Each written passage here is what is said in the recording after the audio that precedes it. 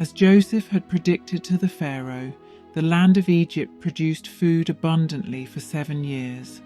And during those 7 years of plenty, Joseph gathered all the surplus food and crops grown in Egypt and stored the grain from the surrounding fields in the cities.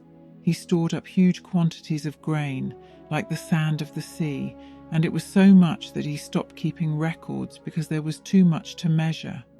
During these years of plenty, 2 sons were also born to Joseph by his wife, Asenath, daughter of Potipharah, priest of On. Joseph named his firstborn Manasseh, for he said, "God has made me forget all of my troubles and all my father's household." And his second son he named Ephraim, for he said, "God has made me fruitful in the land of my suffering." Finally, the 7 years of abundance in Egypt came to an end, and the 7 years of famine began. And just as Joseph had predicted, the famine also struck all the surrounding lands. But because of the measures he had taken, there was plenty of food stored throughout Egypt. When the people of Egypt began to feel the famine, they cried out to Pharaoh for food, but Pharaoh only told them, "Go to Joseph and do what he tells you." And Joseph opened all the storehouses and sold grain to the Egyptians, for the famine was severe throughout Egypt. And all the world came to Egypt to buy grain from Joseph, for the famine was also severe all over the earth. When Israel learnt that there was grain in Egypt, he said to his sons, "Why do you just keep looking at each other? I have heard that there is grain in Egypt. Go down there and buy some for us, so that we may live and not die." And so Joseph's 10 older brothers went down to Egypt to buy grain.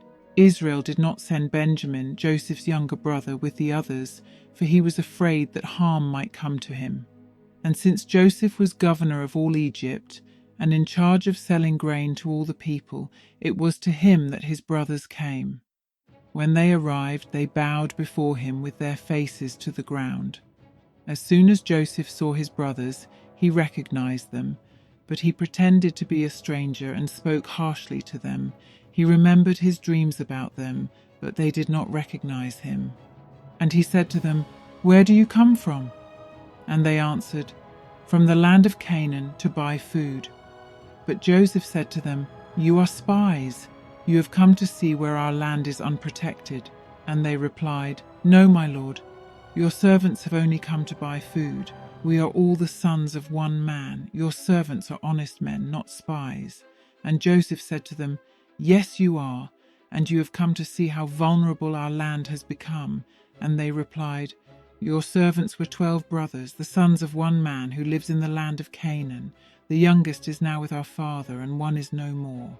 But Joseph insisted, saying, "It is as I said to you, you are spies, and this is how you will be tested.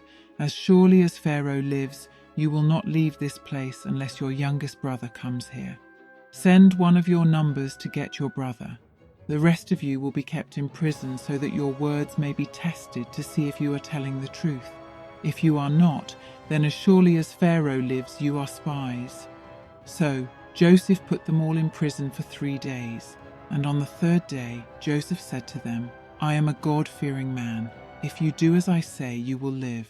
If you truly are honest men, choose one of your brothers who will remain here in prison, while the rest of you go and take grain back for your starving families. But you must bring your youngest brother to me, so that your words may be verified and that you may not die." They proceeded to do as they were told, and speaking among themselves, they said, "Surely we are being punished because of our brother Joseph. We saw how distressed he was when he pleaded with us for his life, but we would not listen. That's why this distress has come upon us." And Reuben rebuked them, saying, "Did I not tell you not to sin against the boy? But you would not listen. Now we must account for his blood." Of course, they did not know that Joseph understood them in the language that they spoke, for he spoke to them through an interpreter. And Joseph turned away from them and began to weep. And when he regained his composure, he spoke to them again. He had Simeon taken from them and bound him before their eyes. Then he ordered his servants to fill the men's sacks with grain. He did not take their payment of silver, but instead he gave secret instructions to put back each brother's silver at the top of their sack. Then he sent them off on their journey home with supplies, and they loaded their grain on their donkeys and left. But when they stopped for the night, and one of them opened his sack to get grain for his donkey, he found his silver on the top of his sack, and in fear he said to his brothers, "My silver has been returned, here it is in my sack." And their hearts sank. They turned to each other, trembling, and cried out, "What is this that God has done to us?" When they came to their father Israel in the land of Canaan, they told him all that had happened to them, and all that the Lord of Egypt, who is Joseph, commanded them to do. Then the brothers emptied out their sacks, and behold, there in each of their sacks was the pouch of silver they had paid for the grain. And the brothers and their father trembled with fear when they saw the pouches of silver. And their father said to them, "You have deprived me of my children. Joseph is no more, and Simeon is no more, and now you want to take Benjamin. Everything is going against me." But Reuben said to him, "You may put both of my sons to death if I do not bring him back to you. Entrust him to my care, and I will bring him back." And Israel replied, "My son will not go down there with you. His brother is dead, and he is the only one left.